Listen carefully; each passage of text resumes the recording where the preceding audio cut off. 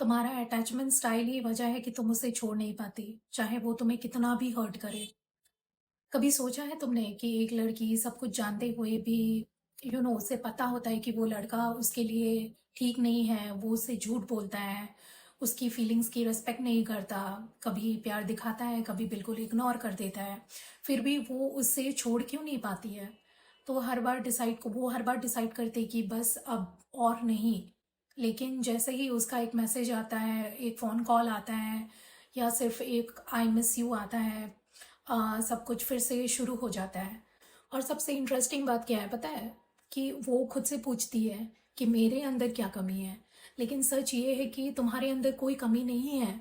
तुम्हारा जो ये अटैचमेंट स्टाइल है, तो वही अटैचमेंट स्टाइल तुम्हें उस इंसान से बांध कर रखना चाहता है।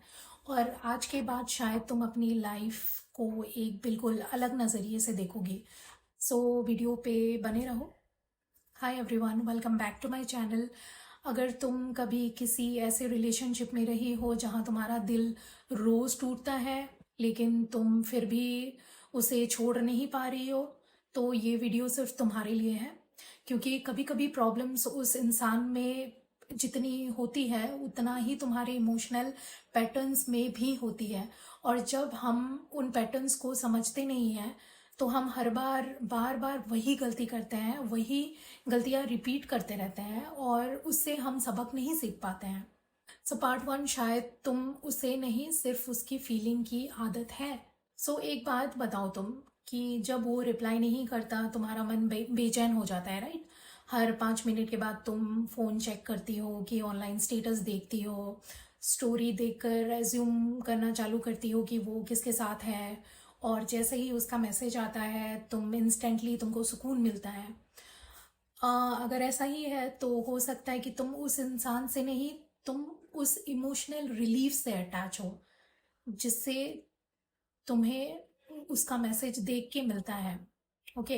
पहले तो ये सब सारा कुछ अच्छा रहता है, फिर तुमको एंजाइटी मिलती है, फिर काइंड ऑफ रिलीफ मिलती है। ओके। और धीरे धीरे यही साइकिल एडिक्शन में बन जाता है, और तुम सोचती हो कि मुझे उसकी ज़रूरत है। जबकि असल में बात यह है कि तुम सिर्फ उस डिस्कम्फर्ट को ख़त्म करना चाहती हो जो उसके दूर जाने से होता है। तो तुमको ये बात समझना पड़ेगा कि ये अटैचमेंट के कौन सा पैटर्न में आता है। नंबर टू, अटैचमेंट स्टाइल क्या होता है, मैं ये एक्सप्लेन करने का ट्राई करूँगी। ओके। आते हैं पार्ट टू पे हम अटैचमेंट स्टाइल के बारे में कुछ जानने की कोशिश करेंगे। तो साइकोलॉजी हमें ये कहती है कि हम जिस तरीके का प्यार अपने बचपन में एक्सपीरियंस करते हैं, वैसे ही रिलेशनशिप हमें एडल्टहुड में हमें मिलती है। अगर बचपन में तुम्हें बार बार ये फील हुआ है कि प्यार मिलने के लिए अच्छा परफॉर्म करना पड़ता है, अच्छा बनना पड़ता है सामने वाले के साथ, तो या फिर सबको खुश रखना पड़ता है, या लोग कभी पास कभी दूर हो जाते हैं, तो तुम्हारे दिमाग में एक बिलीफ बना लेता है कि प्यार स्टेबल नहीं होता। और फिर जब कोई इमोशनली अनअवेलेबल इंसान तुम्हारे लाइफ में आता है, तो तुम उसे चैलेंज की तरह ले लेती हो। तुम सोचती हो कि बस एक दिन ये बदल जाएगा, लेकिन अक्सर वो नहीं बदलता। बस तुम और ज़्यादा थकने लगती हो इस प्रोसेस में। यहाँ हमें समझना पड़ेगा कि एंशियस अटैचमेंट सबसे कॉमन पैटर्न होता है। बहुत सी औरतें, बहुत सी वुमेन एंशियस अटैचमेंट स्टाइल के साथ बड़ी होती हैं। इस अटैचमेंट स्टाइल में इंसान हर वक्त डरता रहता है कि सामने वाला उसे छोड़ ना दे। इसलिए वो ज़्यादा एक्सप्लेन किया करती है, ज़्यादा कॉम्प्रोमाइज़ करती है। लाइक हर गलती का ब्लेम खुद पे ले लेती है, और सिर्फ रिलेशनशिप बचाने के लिए अपने सेल्फ रिस्पेक्ट की भी सेक्रीफाइस कर देती है। तो अगर तुम बार बार यही सोचती हो कि मैं थोड़ा और पेशेंट बन जाती हूँ, थोड़ा और समझ लेती हूँ, मैं और अफोर्ड करूँगी, तो हो सकता है तुम प्यार नहीं, अपने अबंडमेंट के डर से लड़ रही हो। और ये याद रखना कि जो इंसान सिर्फ तुम्हारे एफर्ट से ही रिलेशनशिप चलाता है, वो पार्टनर नहीं है, एक इमोशनल बर्डन है। तो तुम उसे छोड़ क्यों नहीं पा रही हो? सबसे बड़ा रीज़न ये है कि तुम फ्यूचर से बहुत अटैच्ड हो। उस इंसान से नहीं, अपने फ्यूचर से तुम बहुत अटैच्ड हो, उस वर्जन से अटैच्ड हो जो तुमने अपने दिमाग में बना रखा है। तुम उसके तुम उसके पोटेंशियल से प्यार करती हो, उस रियलिटी से नहीं। और जो वो रोज तुम्हारे सामने दिखा रहा है, तुम उससे प्यार करती हो। और तुम सोचती हो कि एक दिन वो मैच्योर हो जाएगा, एक दिन वो समझ जाएगा, एक दिन वो बदल जाएगा। लेकिन रिलेशनशिप प्रोमिसेस पे नहीं चलती, पैटर्न पे चलती है। रिलेशनशिप पैटर्न्स पे चलती है, प्रोमिसेस से नहीं चलती। और अगर किसी का बिहेवियर महीनों से सेम है, तो उसकी बातों से ज़्यादा उसके एक्शंस पर भरोसा किया करो। तो इन सब से बचने के लिए तुमको क्या करने की ज़रूरत है? तुमको ये समझना पड़ेगा कि तुमको इमोशनल हीलिंग की ज़रूरत है। तुम्हें ये पता करना पड़ेगा कि हीलिंग कैसे की जाती है, हीलिंग कैसे शुरू हो सकती है।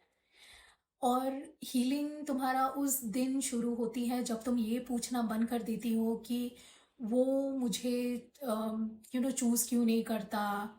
और ये पूछना शुरू कर देती हो कि मैं खुद को इग्नोर क्यों कर रही हूँ। जब तुम समझ जाती हो कि प्यार कभी भी तुम्हें बार बार रुलाकर प्रूफ नहीं होता। हेल्दी रिलेशनशिप्स में तुम्हें गेस नहीं करना पड़ता है, तुम्हें चेज नहीं करना पड़ता, तुम्हें हर रोज अपनी वैल्यू प्रूफ नहीं करनी पड़ती उस इंसान के सामने। तुम बस सेफ फील करती हो। और अगर कोई रिलेशनशिप तुम्हें सिर्फ एंजाइटी, कंफ्यूजन, इनसिक्योरिटी दे रहा है, तो हो सकता है कि वो प्यार नहीं, तुम्हारा अटैचमेंट वोन्स का ट्रिगर हो। You have to understand this. So at the end मैं यही कहना चाहती हूँ कि तुम आज एक बात याद रखो कि तुम्हारा अटैचमेंट स्टाइल जो है वो तुम्हारी आइडेंटिटी नहीं है। वो सिर्फ एक पैटर्न है, और पैटर्न बदले जा सकते हैं। जिस दिन तुम अपने इमोशनल वूंड्स को समझ लोगी, उस दिन तुम किसी को लूज करने से ज्यादा खुद को लूज करने से डरोगी। और वही वो दिन होगा कि तुम सिर्फ प्यार नहीं, तुम सुकून चूज करोगी। You will choose peace over attachment, over love.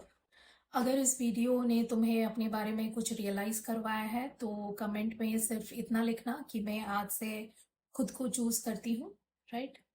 और अगर तुम ऐसे ही साइकोलॉजी और सेल्फ ग्रोथ वाले वीडियोस देखना चाहती हो, तो इस चैनल को सब्सक्राइब ज़रूर करना। मिलती हूँ नेक्स्ट वीडियो में। Thank you.